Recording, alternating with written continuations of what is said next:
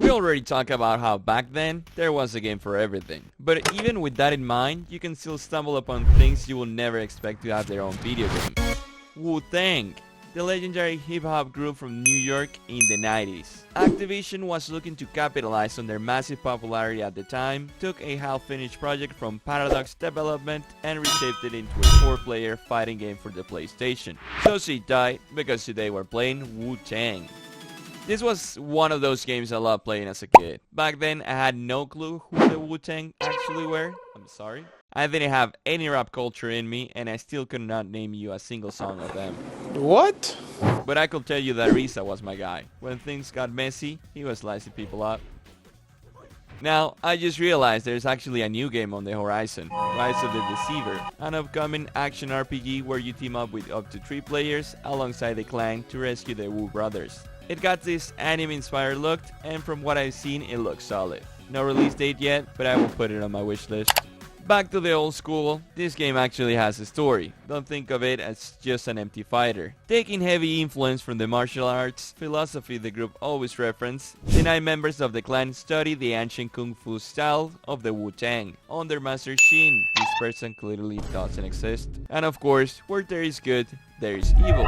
Enter Monk Su, a warlord raising an army to invade Staten Island, New York, steal the secrets of the Wu-Tang, and conquer the world. The villain blasts into Master Shin's resting place and takes him by force to who knows where. The rest of the group immediately senses something is wrong and rushes to their master's side, but they are too late. Due to what I think it's a grenade left on the ground, they got a clue about who's responsible for the attack. The cinematics are surprisingly high quality for the time, and you can easily tell who's who in their kung fu attire. And with that, the game begins. You get to choose from the 9 original members of the group as your main character for the story mode. Back then, Risa was my guy, but this time I went with something different. What the hell? To advance through the story, you're dropped into a hub area where you can walk around freely. There's not much to do here other than select your next level. As you walk into it, you'll get a brief on what's going down in the stage and some type of hint. The very first level throws you straight into the action. It's you versus 3 opponents at once. Up top, you'll see their health bars and yellow circles indicating their remaining lives. Swan Dao has 1, Wu Ji has 1, and Shui Shan has 2. Hopefully my pronunciation was decent. The combat is fast-paced, dodging is crucial because you don't want to be caught in a letting him up situation. Fight back! Fight back! The controls are pretty standard for a fighter, though there is no jump button and no manual locked on. Your character automatically targets the closest enemy, which can get annoying sometimes. Still, the combat feels really fun once you get used to the controls and learn to manage your distance. After finishing a round, you're shown the chambers you've earned. There are 36 total, a clear nod to the group's first album, Enter the Wu-Tang, 36 chambers. These chambers act like side challenges you complete during fights, things like not taking damage, hitting long combos, or finishing the match under a certain time frame. The first hub is the courtyard, which has 4 stages in total, 3 main ones, and a bonus. The first we use speed, the second is a 1v1 with 3 lives each against a lady, and the third is a 2v1 where you will get help from another group member to find an old man who's clearly broken. The AI for fighting games back then was so unforgiving that sometimes that made games not fun. Holy. I openly admit I was stuck in what it is the third stage of the whole game. I decided to go back to the main menu and open the practice mode where you can practice. Good thing is that here the game will show you every single moveset. You will be surprised at how many there is, the different grabs, and the complexity of some. Spent here a good minute, learned a couple of signature moves, and went back in, and the old man had no chance. Imagine I lose this. Hell yeah. My hands did end up suffering in the process though. At the end of every victorious fight, your character performs a fatality. They actually look pretty cool, and each fighter has their own set of them. The story unfolds through cutscenes. At this point, we take a boat to Staten Island, where some henchmen take our master away. That triggers a 2v1 fight against some serious opponents, a clone in armor and a team of Kung Lao. In my opinion, the key in this game is simply to focus on the enemy with the fewest lives. A 1v1 is infinitely more manageable than any other situation. The big mans are not so strong when we're even Steven. Oh, and I almost forgot to mention there's always a Wu-Tang track playing in the background during fights. It really adds to the vibe. Good stuff indeed. Now, remember when I said that Activision took over a half-finished project from Paradox Development? These were the same folks who worked on Europa Universalis and Crusader Kings. This small team was originally working on their Virgin Interactive, who were publishing through Electronic Arts, but their project got halted because of its extreme violence and sexual themes. What?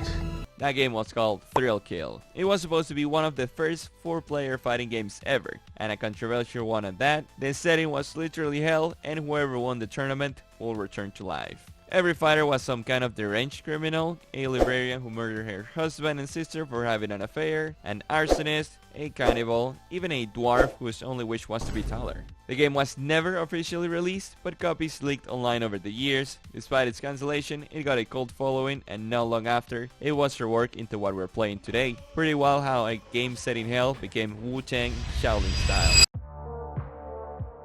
The new hub is Chinatown. From here on, the game just keeps throwing you into nearly impossible situations, like even more broken grandpas. Then, there's this mission where you have to protect a group member in a 2v2 fight while he's already half dead from the start. Seriously, why come, dude? You are just making my life harder because if you die, I lose and you're not even going to defend yourself. Don't ask me how I managed to beat this stage. The final level is a survival mission, a 3v1 against ninjas that copy your fighting style, and you have to survive for 2 minutes. I was so relieved to realize I'd gotten good enough at just running away. 20 seconds, 20 seconds, 20 seconds, 20 seconds. We got it, we got it, we got it, we got it. Then, the crew hops on a plane with a one-way ticket to China. We cut to Master Xing's being tortured by Monk Su, who's trying to extract the secrets of the Wu-Tang. Turns out those secrets are literally tattooed onto Xing's skin. Monk Su, being the sadistic villain he is, decides to carve them out of him. Yeah, we definitely have to hurry. I'll admit something though. There's one Wu-Tang member I do know, now that I think about it, Method Man. And I know him very well because of his role in Def Jam Fight for New York. What a jam. Arguably one of the best games of the PS2, and yes, you better believe we'll be playing that one eventually. First stage in China, we're fighting those same style copy ninjas again. But this time, running isn't an option. I got stuck here for a while, and praying clearly wasn't enough.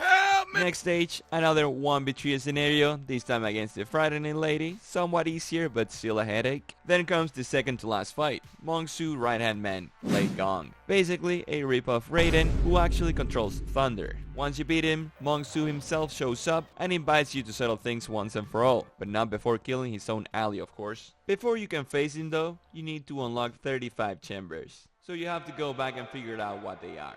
A quick Google search will tell you the answers, but even then you have to execute them. I'm an enjoyer, not a 100% completionist. So I skipped that and tried a few different characters instead. The final battle against Monk Su is a long one. A 1v1 duel with 9 lives each. Surprisingly, he doesn't look broken. But he's faster than most enemies in the game until this point. Many guides recommend using Method Man here, and I get it. The guy fights with a massive hammer.